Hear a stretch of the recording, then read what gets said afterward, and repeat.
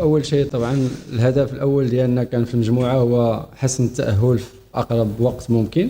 الحمد لله كنا موفقين وتمكنا في المباراتين يعني من حسم هذا المرور.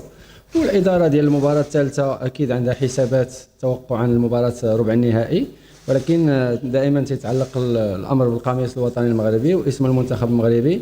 فاكيد ان الفريق اللي غيبدا المباراه غيبدا بنفس الطموح بنفس الجديه، وغنعطيو ايضا الخصم الاحترام اللي كيستاهل، لانه فريق زامبيا رغم الهزيمتين يعني اللي ربما ما تتعكسش المستوى الحقيقي ديالو، لانه قدم اداء جيد في المباراتين، فغنحترموه بما فيه الكفايه وغنحاولوا انه الفريق اللي غيبدا يكون فريق تنافسي ويدافع على الاسم ديال المغرب في مباراه رسميه اللي هي مباراه ديال كاس افريقيا.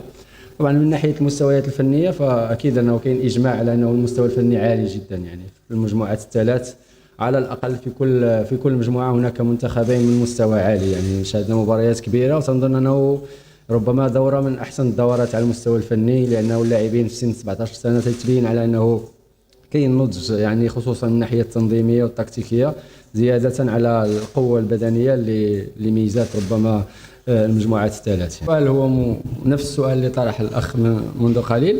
اكيد انه لما تحسم التاهل بشكل مبكر فحق مشروع انه يبدا التفكير في مباراه ربع النهائي. اكيد انه غيكون هناك عمليه تدوير للاعبين للحصول على احسن طراوه بدنيه في مباريات الربع، ولكن ما تيمنعش كما قلت في السابق على انه خصنا يكون فريقنا تنافسي على ارضيه الملعب، لان هذه الصوره ديال البلد ديالنا، الصوره ديال المنتخب ديالنا. فاكيد ان ال 11 لاعب اللي غتبدا بتشكيله تنافسيه وغيعطيو صوره جيده تتاكد ربما الصوره اللي قدمنا في المباراتين السابقتين ان شاء الله. طبعا يعني هو غيكون من الظلم يعني نحصروا المنتخبات الجيده في منتخبين او ثلاثه. هناك منتخبات كثيره ظهرت بمستويات قويه، يعني ما بقاش سر على انه المنتخب السنغالي، المنتخب المالي، المنتخب ديال سيراليون ايضا منتخب قوي، منتخب جنوب افريقيا عائد، طبعا المنتخب النيجيري اللي هو كلاسيكي يعني.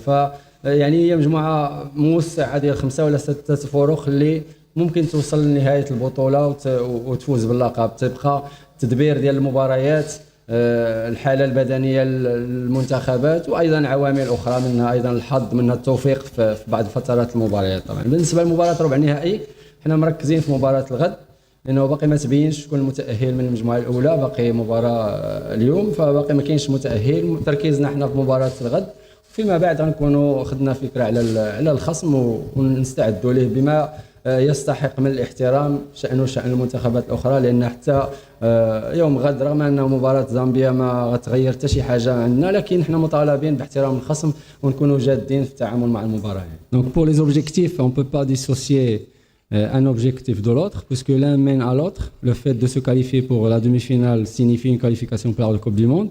Et bien sûr, une fois en demi-finale, je pense que ça serait une peine de ne pas lutter pour la Coupe. On ira pas par pas. Notre premier objectif est de décrocher ce billet pour les finales de Coupe du Monde et voir après la gestion de la demi-finale et finale pour espérer donner cette joie à notre peuple marocain.